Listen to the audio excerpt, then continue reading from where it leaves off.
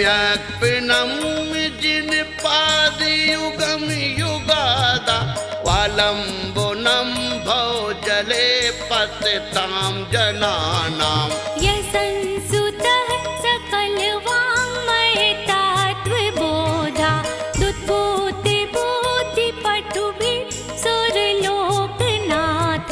श्रुतैः जगत्कृतैः चित्तयरैरुदारैः स्तुते किलाहमपि तं प्रथमं जिनेन्द्रम्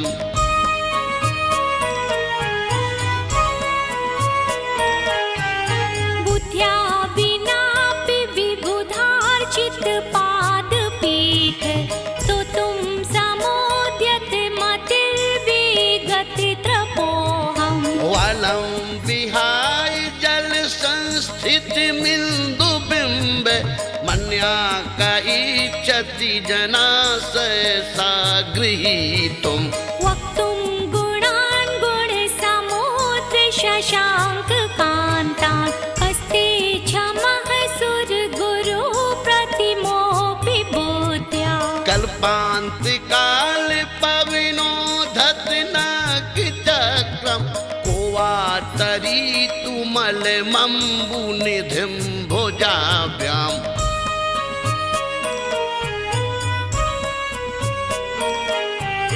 सोऽहं तथापि तव भक्तिवशान्मुनीश कर्तुं स्तुवं विगतशक्तिरपि प्रवृत्तः प्रीत्यात्मवीर्यमविचार्य मृगो मृगेन्द्रं नावेति किं निजशिशो परिपालनार्थम् अल्पश्रुतं श्रुतवतां परिहासताम् त्वद्भक्तिरेव मुखरीकुरुते बलानाम् यत्कोकिलाकिल मदौ मधुरं विरौति तच्चाम्रचारु कलिकानिकिरै कहेतु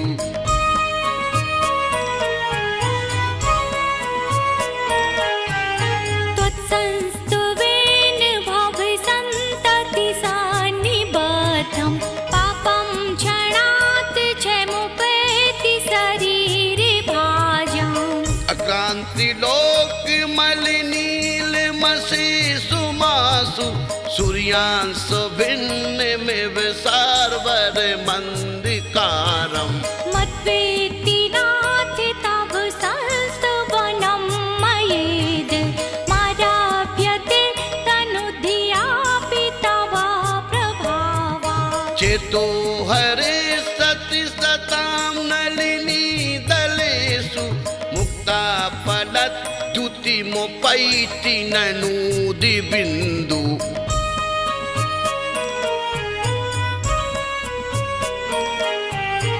आस्तां तवास्तवनमास्ते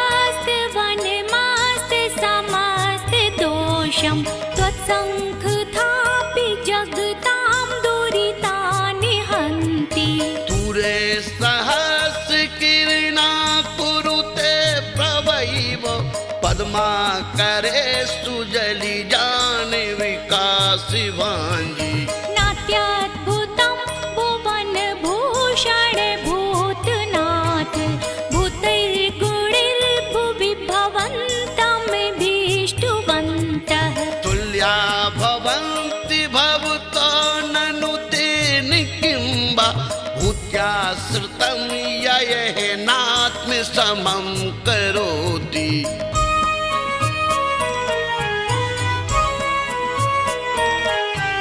दृष्ट्वा भवन्तमनिमेष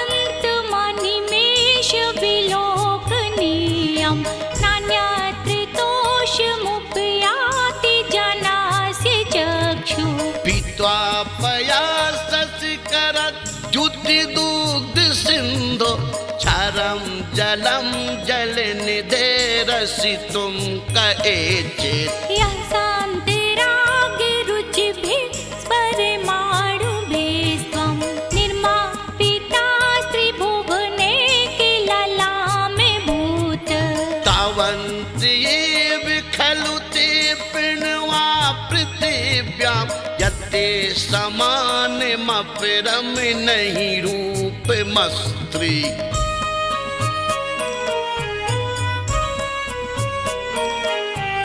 वक्त्रं क्वते सुरनरो रगनेत्रहारी निशेष निर्जित जगत्कृत योपमानम्। बिंबम कलंक मलिनम फणसाकरस्य यद्वासरे भवति पाण्डुपलाशकल्पम्। सम्पूर्ण मण्डल शशाङ्क कला कलाप शुभ्रा गुणा त्रिभुवनं तावलङ्घयन्ति। संस्थितास्ति जगदीश्वरनाथ मेकं कष्टान् निवारयति संचरतो यथेष्टम्।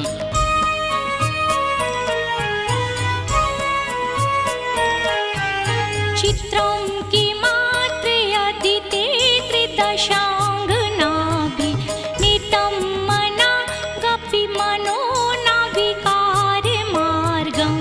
कल्पान्तिकाल मरुता चलिता चलेन किं मन्दराद्रिशिखिरं चलितं कदाचित्।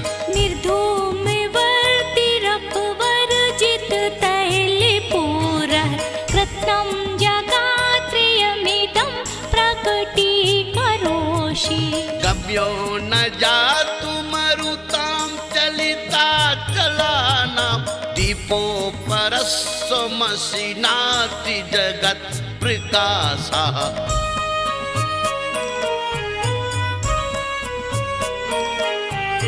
नास्तं कदाचिदुपयासि नराहुगम्य कष्टीकरोषि सहसा युगपजगन्ति। लम्बोदरोदर निरोध महाप्रभावा सूर्यातिशायि महिमासि मुनीन्द्र लोके। नित्योदयं दलितमोहे महान्धिकारं गम्यं नराहुवदनस्य नवारिदानाम्। विभ्राजते तव मुखाब्जमनल्पकान्ति विद्योत्तय जगद पूर्व शशाङ्कि बिम्बम्।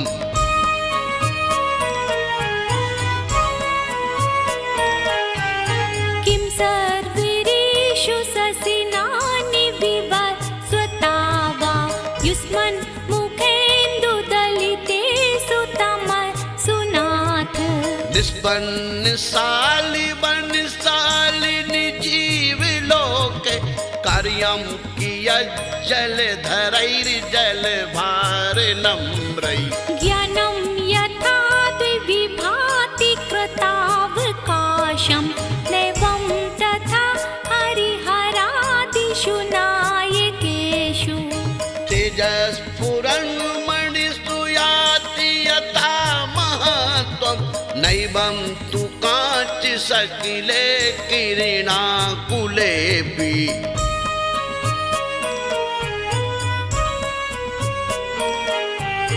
मन्ये वरं हरिहरादये विदृष्टा वृष्टिषु येषु हृदयं त्वयि तोषमेति।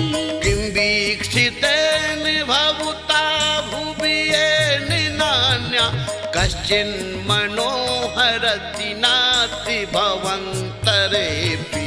ऋणां शतानि शतशो जनयन्ति पुत्रान् नान्यासुतं त्वदुपमं जननी प्रसूता। सर्वादिशो दधति भानुसहस्ररश्मिं प्राचे विदिग्जनयत् स्फुरदंशुजालम्।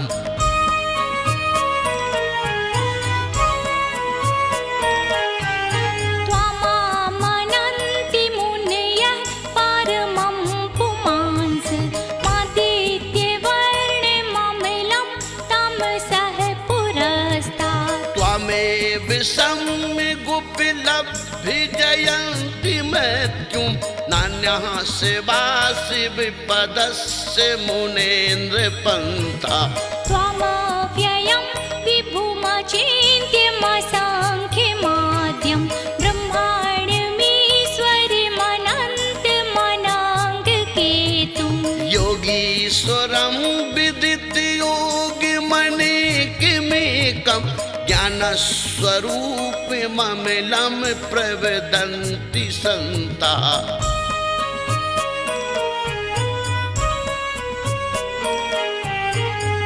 बुद्धस्त्वमेव विबुधार्जितबोधिबोधात् त्वं शङ्करोऽसि भुवनात्रय शङ्करत्वात् धातासि धीर शिवमार्गे विधेर्विधानात् व्यक्त्वं त्वमेव भगवन् पुरुषोत्तमोऽसि तुभ्यं नमास्ति भुवनार्तिहराय नाथ तुभ्यं नमः क्षितितलामलभूषणाय तुभ्यं नमस्त्रिजगिता परमेश्वराय तुभ्यं नमो जिनभवो दधिशोषणाय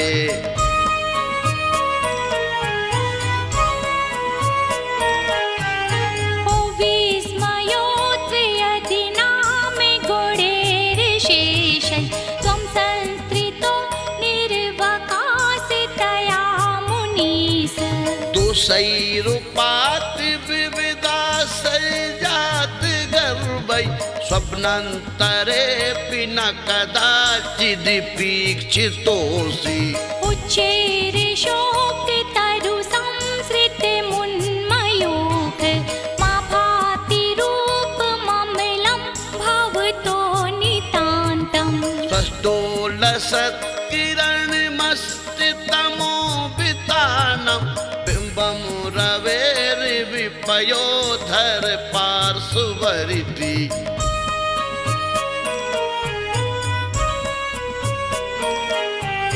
सिंहासने मणिमयूखशिखा विचित्रे विभ्राजते तव वपुः कनकावदातम्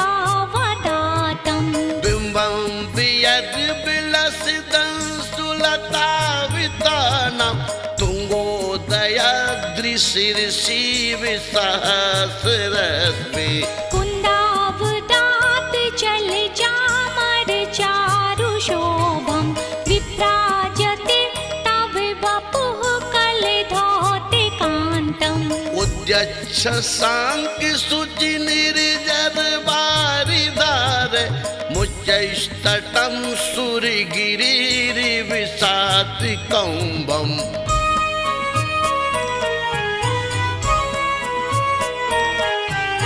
छत्रत्रयं तव विभाति शशाङ्ककान्त मुच्चैस्थितं स्थगितभानुकर प्रतापम् मुक्ताफलप्रकरजालविविधशोभं प्रख्यापयति जगिता परमेश्वरत्वम् गम्भीरतार रघुपूरित दिग्विभागत् त्रैलोक्य लोक शुभ संगम भूतिदक्ष सधर्मिराज जय गोषण घोषकासन खेदुन्दभिर्धुनति तेयस सा प्रवादी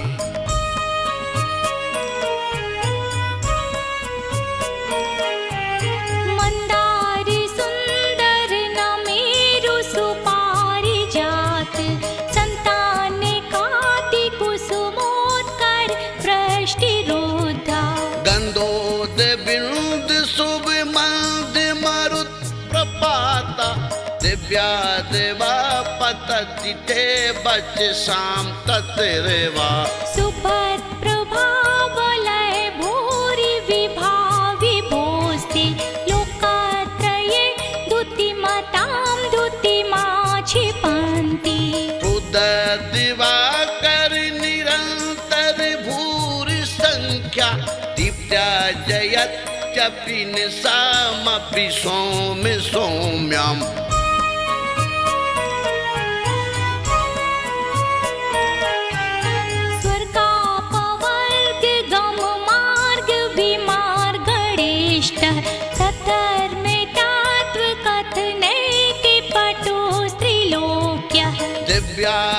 निर्भवति ते विसिदात् सर्व भाषा स्वभाव परिणाम गुणै प्रयोज्या उन्नीन्द्र है मनोभ पंकज पुंज कांति पर्युल्ल सन्नख मयूक शिखा विरामो पदौ पदानि तब यत्र जिनेन्द्र दत्ता पद्मानि तत्र विविधा परिकल्पयन्ति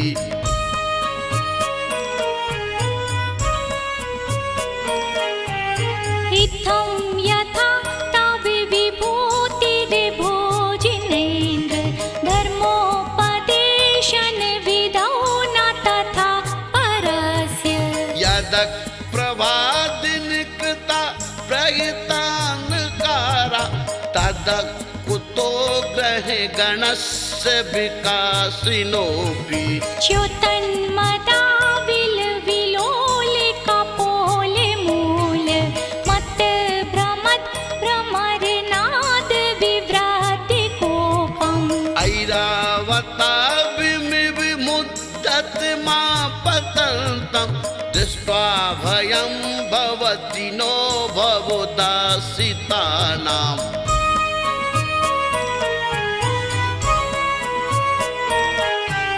भिन्ने कुंभ कलितोज्ज्वल शोणिताक् मुक्ता फल प्रकर भूषित भूमि भागः वदक्रमाकमुगतं हरिणाधिपोऽपि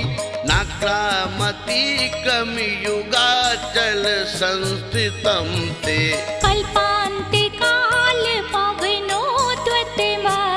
कल्पं दावानलं ज्वलितमोज्ज्वलमोज्ज्वलिङ्गम् विश्वं जिगस्सुमिविसम्मुखमापतन्तं त्वन्नामुकीर्तन जलमु समियत्ति शेषम्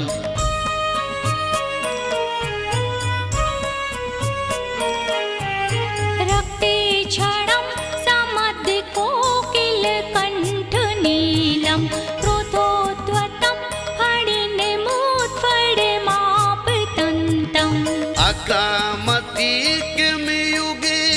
निरस्तशङ्का त्वन्नामुनाङ्गितमुनि हर्यस्य पुंसा वल्गातुराङ्ग गज गर्जित भीमनाद माजौ बलं बलवतामपि भूपतीनाम् उदद्दिवाकर्मयूखिसिका पविदं त्वत्कीर्तनातं युवा सुहृदामुपैति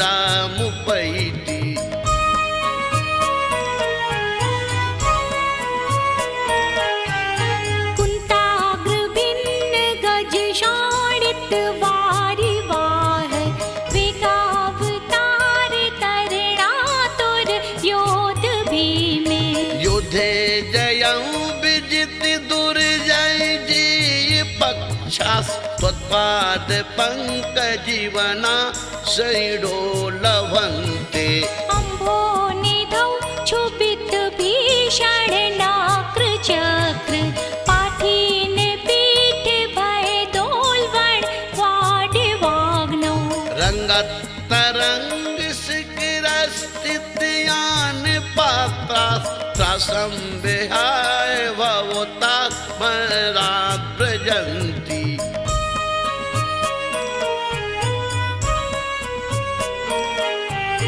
उद्भूत भीषण जलोदर भार भोग्न सोच्यं दशा मुपगताच्युत जीविताशः त्वत्पाद पंकज रजो मृति दिग्दिदेहा मर्त्या भवन्ति मकरध्वज तुल्य रूपा आपादिकण्ठ मुरु श्राङ्खल वेष्टिताङ्गा गाढं बृहन्निगड कोटि निकृष्ट जङ्घा त्वन्नाम मंत्र मन सम्मन जा स्मरन्ता अद्या स्वयं विगत बंदी भया भवन्ति